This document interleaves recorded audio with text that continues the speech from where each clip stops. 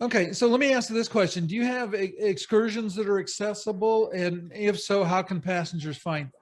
Yes, actually, we have a dedicated section on our website that tells them about accessible tours.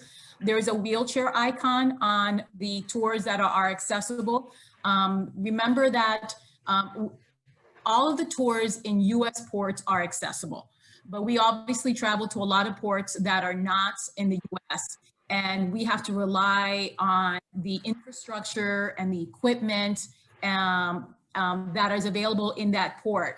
And they may not have hydraulic lifts, or they may have, a lot of cobblestone streets that are not conducive for folks in wheelchairs or scooters.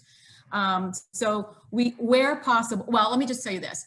I work very closely with the shore excursion team to make sure that we always ask for accessible tours where possible. Where there is an accessible tour, we want to be able to have it in our portfolio of tours.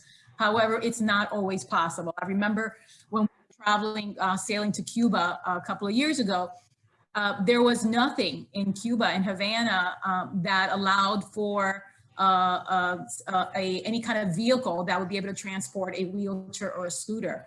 So guests were very much limited there. As much as we wanted to, there just wasn't the infrastructure to be able to support accessibility there.